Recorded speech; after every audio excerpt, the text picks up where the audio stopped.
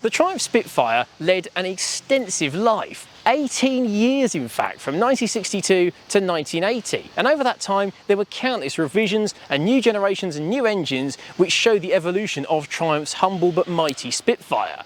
So let's have a quick walk through the history of every generation of Triumph Spitfire.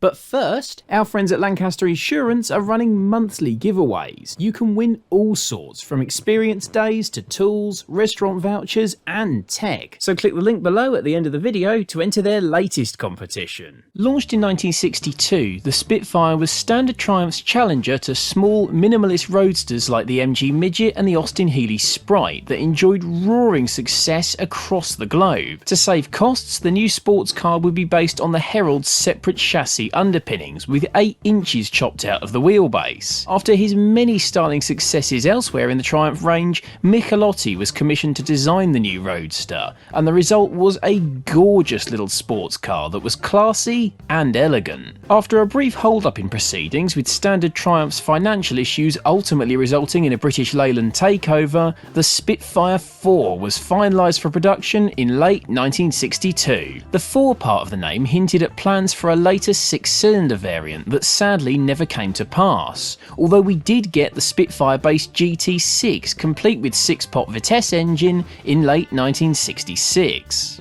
Underneath the gorgeous Italian styling were essentially Herald mechanicals. The 1147cc overhead valve engine equipped with twin SU carbs was fitted, as well as the Herald's famously sharp and tight locking rack and pinion steering. The Herald's leaf-sprung rear axle was also fitted to the Spitfire, but front disc brakes were added for more spirited driving that you'd get in a little sports car. Priced at just £640, the gorgeous new Spitfire 4 looked a bargain next to the dated and comparatively sparse MG Midget. Unsurprisingly, the Spitfire proved popular, selling 45,000 units in just over 2 years. But keen to keep up the momentum, Triumph continued to evolve the Spitfire. An overdrive gearbox was made optional in 1964 to aid with cruising, and from there it just kept improving. The Mark II of 1965 got a tubular exhaust manifold and a revised cam profile, which took power up from 63 to 67 horsepower. It also got a new grille to refine the front end,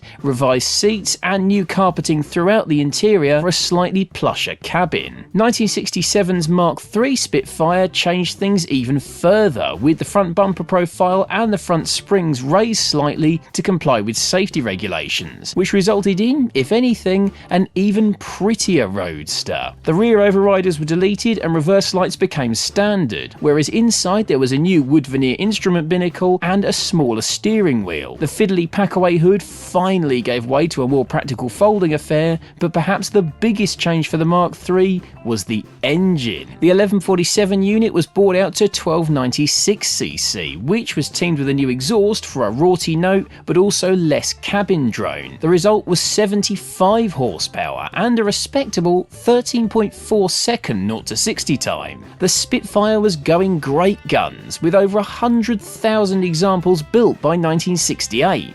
Of that, over 75% were exported and some 45% went to America. The US market also approved of the idle speed ignition timing retarding for emissions, and from 1969 a special lower compression version was sent to the States to comply with their particularly strict emissions laws. By 1970 the Spitfire Mark IV was introduced, sporting a redesigned rear to ape that of its stag bigger brother, as well as a new front clamshell bonnet that eliminated the wingtop weld lines for a cleaner look. Inside there was a revised dashboard fascia that brought the gauges in front of the driver, as well as a new optional hardtop which sported rear quarter lights. Fancy. The heavily cambered rear suspension was, by now, getting something of a reputation for the Spitfire. Susceptible to tucking in under fast cornering, the Spitfire's handling could quickly turn unpredictable and often dangerous. So for the Mark IV, Triumph introduced the swing spring, with one leaf in the rear stack removed and only the bottom one fixed in place, with all the others left to pivot freely to tame that sharp and snappy rear end. That was just in time for the final variant of Spitfire, the 1500 1500 of 1974. Powered by a 71 horsepower 1493cc engine, it would turn out to have some reliability issues, partly on account of the heavier crankshaft having just 3 main bearings and often snapping with regular use. These mechanical maladies were later cured, but to be honest, they made little to no difference to the Spitfire's sales anyway.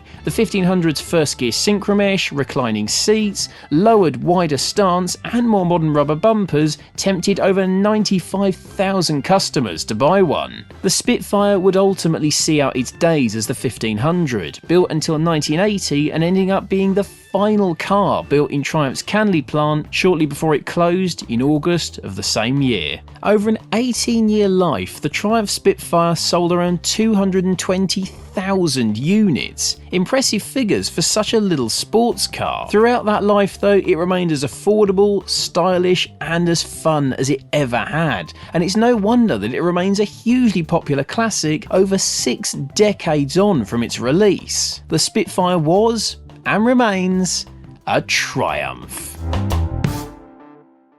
This video is proudly sponsored by Lancaster Insurance. Give them a call on 01480 400 889 for an insurance quote on your classic car. And don't forget to click the link below to enter their latest competition.